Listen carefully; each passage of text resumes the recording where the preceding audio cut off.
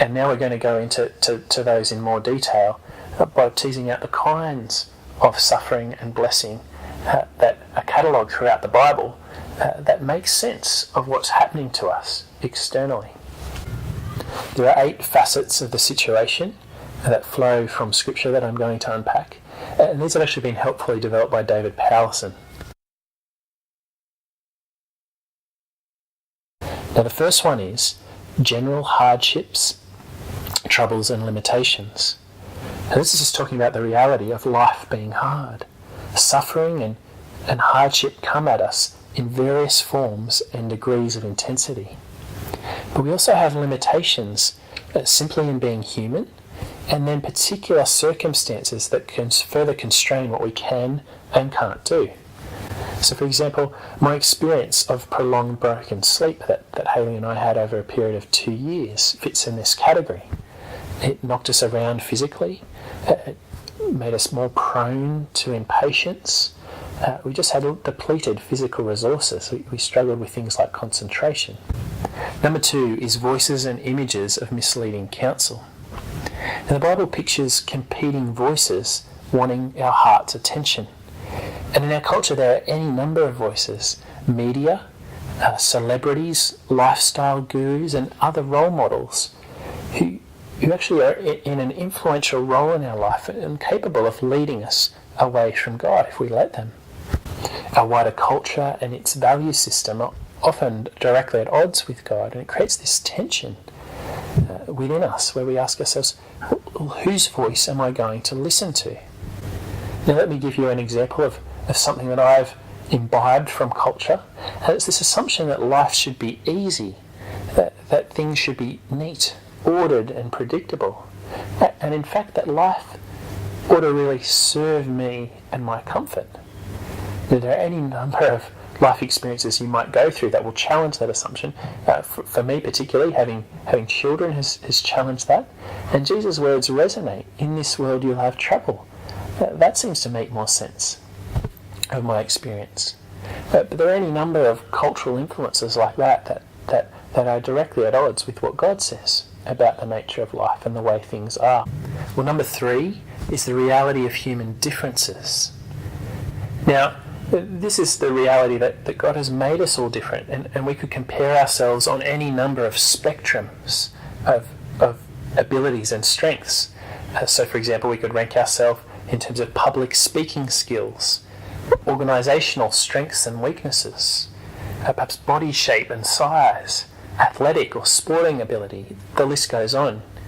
And what's going on here is that we inevitably seem to get drawn into this process of comparing ourselves with what's going on outside of us, with other people and with their abilities. And we turn what's purely horizontal in God's eyes, that is, it's just difference, into something it's like a ladder of vertical value where we're ranking ourselves as better or worse in different abilities. But in God's eyes, this is foolish. It's just difference. It's the way He's made us. We all have different strengths and weaknesses, and we need to learn to be content with who we are. Now, a personal example for me is capacity. In some of the staff teams I've worked in, I've been around capable people, and I've looked at others, the amount of effort they put in, their perhaps bigger spectrum of skills, and I felt inadequate. I've been trying to put in the same output that they have, and I just don't seem to be able to do it. I've got a lower capacity. It's been this attempt to try and measure up into what is horizontal difference, but I've turned it into a vertical ladder of difference. And God's there calling me to be content and to be faithful with working with the capacity that He's given me. It's just a horizontal difference, God says. Number 4 is being sinned against, being wronged by others. Now, I think the Bible is very realistic about our relationships because it recognises that at some point or another we're all going to be victims of other people's self-centeredness. In various ways we're used, misused and abused. We actually bear the cost of other people chasing their own agenda, and it impacts on us. So a personal example for us is that we have a house in Newcastle that's tenanted. Previous tenants were caught dealing drugs there, and we had them evicted.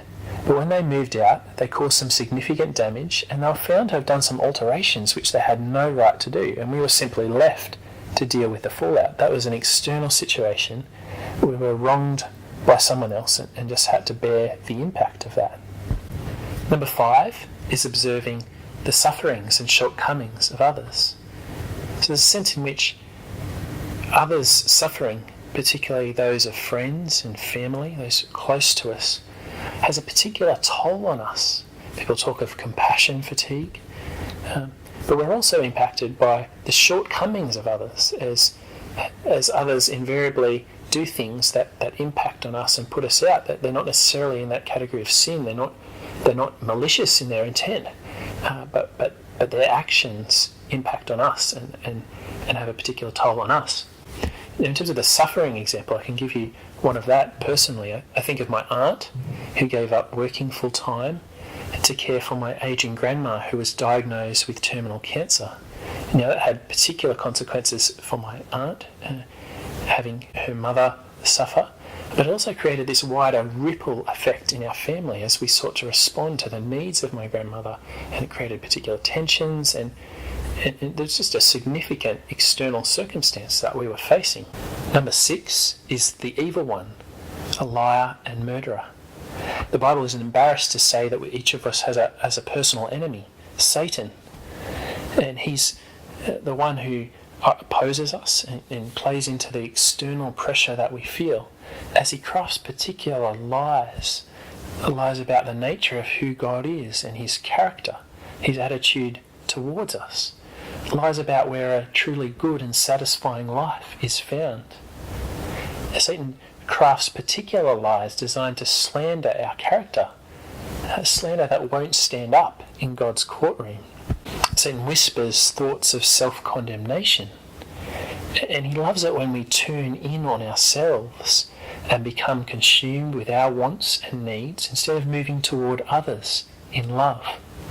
Now I can give you a personal example of where I think Satan's work was at play in my life, and it was a particular season where I seriously questioned the goodness of God, and I'd grown to think that Jesus' work was no longer enough to make me clean in God's sight. These lies had crept in, and I was paralysed in fear before God, instead of trusting in his love and his grace toward me. There are any number of lies and paths that Satan might take us down, a whole myriad of ways that are deviations from God and his truth. But he fits into part of the pressure, the external pressure that we face in life. Number 7 is the Jui of Blessing. Now this is the provision of wealth, material goods, family, friendships, really any good provision that we might label a blessing. And the danger of it is, as I've mentioned already, that we would forget God, that we would think we have provided those things for ourselves, and that we would invest our hope and security in them and not in the God who provided them for us. I can give you an example of that for us. I've already mentioned that we're homeowners. We have a house in Newcastle. Now, in a remarkable series of events it was the last day of 2011, we managed to buy this house, to exchange contracts. On the last possible day, we could get an $11,000 stamp duty concession. Now that was actually the difference between us being able to afford the house and not being able to afford it. So it was quite remarkable. And the house has proved to be a very good investment for us. But it's also proved to be a challenge for us. You see, we've needed to be asking ourselves some hard questions. Will we put our sole trust in that house? Will we see that as our primary financial security and forget about God? Will we think that we had provided it for ourselves and fail to recognise particular evidence of God's kindness and provision for us? Will we become so consumed with the house being a really comfortable, pleasant house to be in that we'll build our lives around it and not be willing to go elsewhere to serve God and to serve others? So that's the thing that happens with any good thing that we have. It also becomes a danger to us. The better the thing, it's been said, the more easy it is for us to invest hope and security in that thing rather than in God himself. Number 8 is the marketplace of options and opportunities. Now this really captures what our hearts go reaching for, particular facets of blessing, I guess, that our hearts go reaching for. Now I think of Australia, and I think of the fact that we have just a rich amount of opportunities, both compared to people who live in third world countries, but also to people who live in previous generations who've gone before us. You see, we have a host of options before us in terms of educational possibilities, and we're so privileged that we can actually try a hand at one type of work, and if we don't like it, more often than not, we actually have the means to retrain and try something else that we think will be more fulfilling. Now, as a result, I think we can think that we're masters of our own destinies. We can buy into that illusion that we really can control our own life and bring about our own ideal. We have that temptation in a way that other people living in other cultures and living in other times just haven't faced. Now I can give you an example. I was quite a high achiever at high school. I was given a host of options to develop academically, and I was given parents who were really supportive of that and encouraging toward that. And I had a year advisor in high school who actually averaged out the marks for all our subjects each semester and tallied a list of the top achievers in the year. And it was always my goal to be somewhere in that top 10. And it was particularly desirable for me to be number one for at least one semester. And I did actually manage that. But think of the pride that produced in me. You see, having these opportunities to develop academically, opportunities for a good education, actually brought things out of my heart. It brought out a competitive spirit. I was really highly competitive. And it brought out this smugness and sense of self-satisfaction. So the marketplace of options and opportunities also captures this sense of being provided with lots of good things, which can also be testing for us.